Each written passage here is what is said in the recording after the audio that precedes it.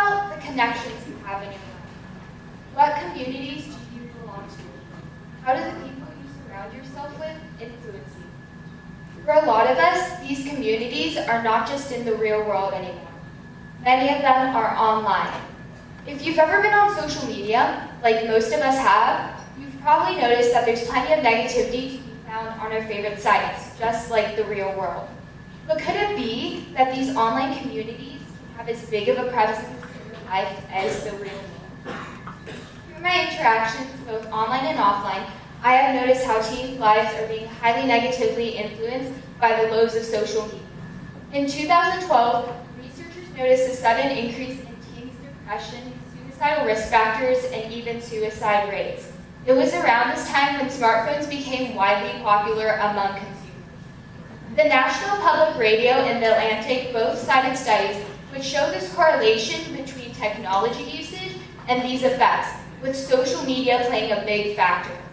I believe that social media influences teens to be depressed, lonely, and at risk of developing eating disorders and suicidal thoughts due to the posts that even just one post can have a big impact on someone's life, but it's not one post we are talking about.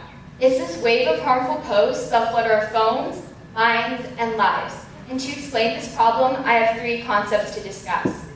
Log on to your social media and scroll through recent posts. You will notice how so many people shape their social media accounts to make it seem like they have it all.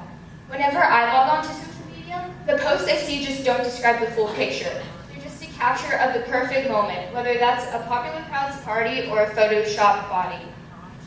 Superficial posts on social media sites intensify the insecurities teens already have, as well as contributing to their sense of feeling alone when they come across posts of people who depict themselves as having flawless lives. Teens who may not realize how staged those images are can be negatively influenced by them. Tipping to the opposite extreme, teens who are already heavily involved in social media look towards it as a remedy for their low self-esteem. Little do they know that social media can make their situations even worse. Apps such as Instagram and Tumblr are known for their aesthetically pleasing photography and quotes that romanticize depression and other serious issues. These social media sites even have short videos with clips of people cutting themselves, overdosing, and committing suicide with music playing in the background. The glorification of suicide has been an issue for hundreds of years and maybe even more. There were honor suicides during wars, and the 1800s faced a period where suicide was prevalently glorified. My concern is that now, with the age of technology and increasingly easy access to information in online communities, the situation is becoming amplified and reaching younger audiences. The things we see in our teen years especially can have a greater and more negative effect on us because our brains are not fully developed and our emotions are all over the place due to hormones. This is an absolutely terrible idea to have teens looking up to users on social media who use serious illnesses as cries for attention or a way to seek validation. I remember quite clearly having a conversation with friends or with an acquaintance about how I liked poems on Instagram under the depression category. This poem specifically. I did not realize the effect these posts had on me. Even just seeing something like this today makes me feel sadder than I was a minute before looking them up. And from conversations with friends very recently, when they found out I was passionate about this issue, they opened up to me about how the dark side of social media has affected them. What struck me was that 2 of my friends had been affected in the same way. One of them is in college and the other is about to go into college, and they both shared a common experience with their first exposure to the harmful effects of mental illness being romanticized when they were just freshmen.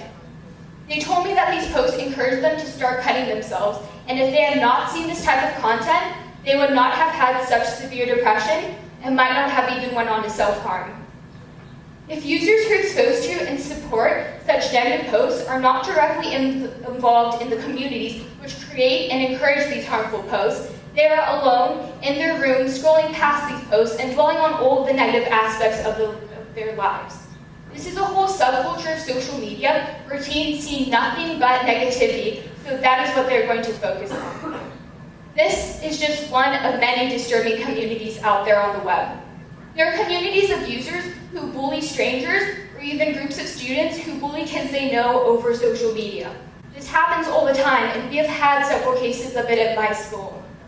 Another popular community which glorifies illness is pro-ana, the encouragement of anorexia. If you have never seen a pro-ana blog, social media account, or have not seen any posts related to pro-ana, the basic premise is a group of struggling preteens to young adults who encourage each other to lose an unhealthy amount of weight, leading to anorexia, bulimia, and other eating disorders. Users upload thinspiration posts to their pro-ana group chats and give each other anorexia dieting tips.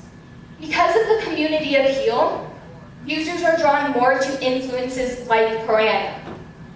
So, why do we allow ourselves to be a part of these toxic communities? My observations and research point to one ruling reason: connections. Humans are social creatures and we need our group of friends. As the famous sociologist Emil Durkheim theorized, suicide occurs when people have a lack of connection. Finding others that empathize with your loneliness can make you feel more connected because of the circumstance of being alone together. The beautiful, depressing posts on social media make other teens want to be a part of these problematic communities. They idolize the accounts wanting to be a part of something that is cool and edgy, or they just want someone to care. Anything like this can happen in the real world. Teens can band together and find social groups which revolve around negative and unhealthy habits.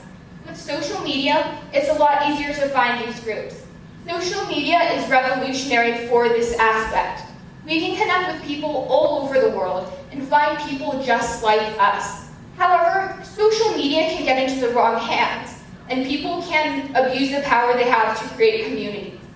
We cannot control what others do online, but there are things we can do to lessen the severity of this issue. Awareness is the most important part, because in order to make a change, you need to understand the problem. Understand that the posts you see on social media are not the full truth. Whether it's photoshopped or angled posted bodies, social events that you weren't invited to that look like fun, or the posts on social media which glorify serious illness. Once you understand the facts and you pay attention to the details, you can be a part of the solution. If you are preventing yourself from having meaningful connections, or if you are being affected by the posts you see, lessen the amount of time you spend on technology.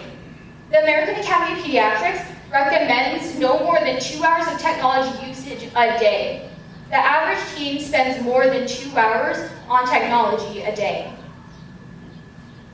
The point is not to stop using social media.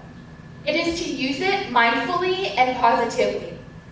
My solution to this issue was creating the Humans of Maui social media positivity account. The Humans of Maui features anonymous posts from teens around our island with inspirational stories, real struggles, and real recoveries. I don't know all the solutions to this issue, and I don't have all the answers I'm looking for. So the best I can do is spread positivity and awareness. The next time you're looking for something to post on social media, dig deeper than the superficial, than what social media tends to revolve around, which is superficial posts. Another approach is using apps such as Myopolis, which let you control what you see and how much of it you see. So you don't have to focus, or you don't have a bunch of posts that are negative that are in your feed. Even though we don't like to think seeing something is meaningless, as a Photoshop image can have a devastating impact on our self-esteem and can negatively impact our mental health, it can, and it does. As Durkheim theorized, suicide occurs when suicide does not exist in the bubble. Even just negative social interactions can put someone on the track to depression. I believe that recovery starts with empowerment, in any way, in all the ways. Social media positivity, being there for loved ones who are struggling, and starting conversations that will change the world. Something as shallow as social media should not be having such a devastating impact on our mental health. I wish I could just tell people to get rid of social media, because it really can take over lives. But social media isn't what's flawed. It's the posts and the users who post these things. The last two things I want you to take away are that there's absolutely nothing beautiful about depression, self-harm, eating disorders, and suicide. And The connections you are looking for are not found on your phone. Thank you.